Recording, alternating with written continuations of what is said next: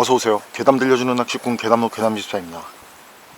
낚시도 안 되는데 무서운 얘기 하나 떨어드릴게요.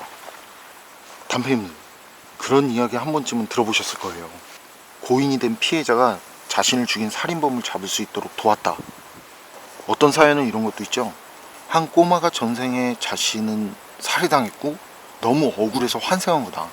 그리고 어떤 마을에 어떤 남자가 있는데 그 사람이 자신을 어떻게 죽였고 어디에 유기했다.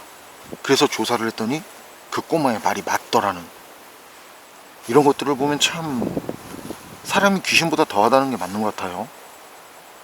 근데 왜 얘기가 이쪽으로 가지? 이번 이야기는 철공쟁이님께서 보내주신 사연입니다. 철공쟁이님 사연 제보 감사합니다. 그럼 철공쟁이님의 기묘한 경험담 괴담집사의 시점으로 떨어보겠습니다.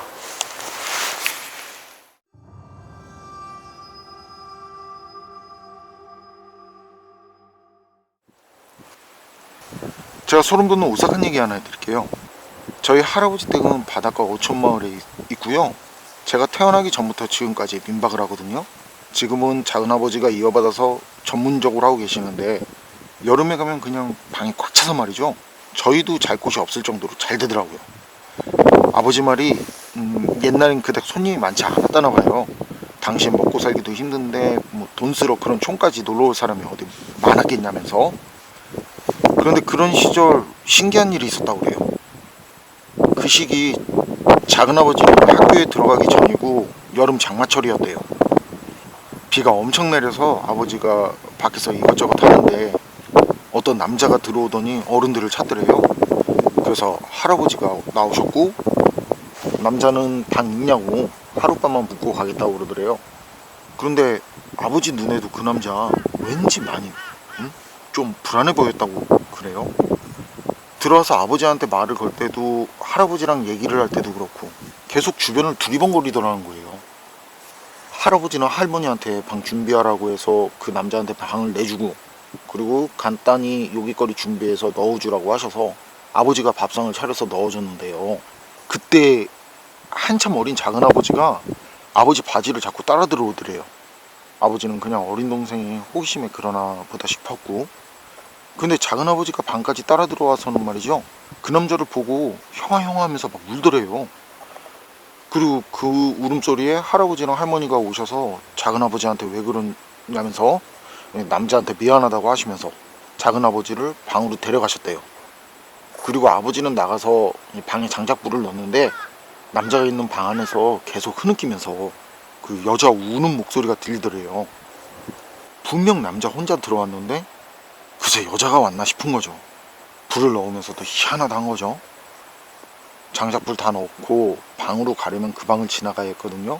그래서 지나가면서 방을 슬쩍 봤는데 불은 꺼져 있고 신발을 봤는데 신발도 남자 신발만 있고, 그래서 아버지는 이제 이상하다 내가 잘못 들었나 이러고 지나가려는데 방에서 또 흐느끼는 소리가 들려오더래요. 그래서 멈춰서 방을 쳐다본 거죠. 그랬더니 자세히는 보이지 않는데 살짝 실루엣으로 뭔가가 보이는 것 같더라는 거예요. 꼭 전설의 고향 보면 창호지문으로 그 여자 실루엣 나오고 물레 돌리고 뭐 그런 거 있잖아요. 그런 식으로다가. 그런데 말이 안 되는 게 방은 불이 꺼져서 어두운데 거기 방 안에 사람이 있어도 실루엣으로 보일 리가 없잖아요. 그런데 그때 머릿속까지 차갑게 얼어붙는 듯한 그런 느낌이 들면서요, 이거 방 안이 아니라 방문 밖에 있는 거다. 그리고 자연스럽게 저거 귀신이다 이런 생각이 들더래요.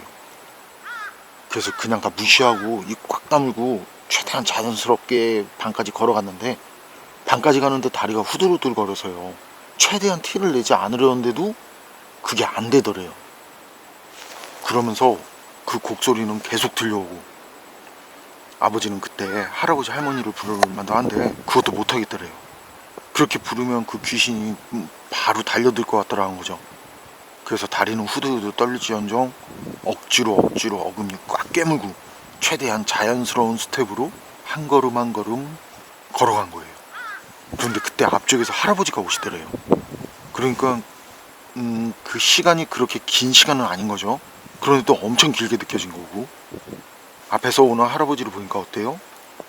아버지는 그때까지 억누르던 그 긴장감이며 공포에 자신도 모르게 울음이 나오더래요. 그런데 그때 말이죠, 할아버지가 왜 그러냐, 무슨 일이냐 이런 것도 없이요, 아버지 입을 할아버지 손으로 살짝 가리면서 아버지를 끌어안고 데려가시더라는 거예요. 그리고 방 앞에 다다라서는 서두르는 듯 신발도 벗지 않은 아버지를 안고 방으로 들어가시고 방문을 걸어 잠그셨대요. 그리고 조금 지나서 밖에서 시끌시끌 소리가 들리는가 싶더니 이제 나오셔도 된다고 그런 말이 들려왔고, 그 말에 할아버지가 조심스럽게 나갔고, 아버지랑 작은아버지가 그때 슬쩍 밖을 보니까 경찰들이 와 있는데, 그때 할아버지가 너희들은 나오지 말라면서 다시 문을 닫으시더래요. 그리고 그때 할머니께서 아버지한테 얘기를 해주신 거죠. 아버지가 장작불을 넣을 때요, 할아버지도 심상치 않았던 게, 그때 민박집이라든지 그런 곳엔 그 강력범들은 따로 몽타주를 돌렸다는데, 좀 시간이 좀 지난 사건이긴 한데 예전에 받았던 그 강력범의 몽타주가 떠오르더라고. 그래서 찾아보니까 그날 들어온 그 남자 같더라는 거예요. 그래서 할머니한테 신고 전화 넣으라고 하고 할아버지는 아버지를 데리러 나오셨던 거죠. 그리고 경찰들이 왔고, 부모님이 알려주신 건 아니고 나중에 지나가다 들어서 알게 된 건데, 그 남자는 여자를 잔인하게 살해했고요, 시간이 지나서 다시 현장에 왔다가 아마도 그때 비가 와도 넘어오니까 그래서 민박집에 온 거였고, 경찰들이 들이닥치니까 스스로, 그래서 그렇게 됐다고 그래요. 그런데 말이죠, 그때 작은아버지가 방에 들어와서도 계속 울길래 할머니랑 할아버지가 도대체 왜 그러냐고 그러셨대요. 그랬더니 울면서 한다는 말이 그 남자 등에 있는 아줌마가 너무 무섭다고, 그러고는 그 아줌마가 계속 무섭게 운다는 말을 하더래요. 아버지가 본 여자 실루엣이며 여자 곡소리를 들은 것처럼 말이죠.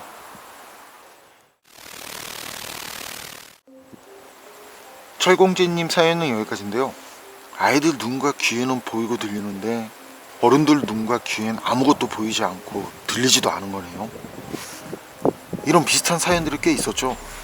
앞으로 아이들 말에 좀 더 귀를 기울여야겠어요. 그리고 이번 사연, 뭔 일이 있어도 사람이 사람을 죽이면 안 되는데 죽임을 당한 여자, 너무 안타깝네요. 얼마나 억울했으면 자신을 죽인 사람에게 붙어서 그렇게 한스럽게 울고 있었던 걸까요? 씁쓸하네요. 세상을 떠난 모든 영혼들의 영원한 안식을 바랍니다. 괴담록 오늘 이야기는 여기까지입니다. 그럼 전 다음에 또 다른 사연으로 찾아뵙겠습니다. 늘 건강하시고 평온하세요. 함께 해주셔서 고맙습니다.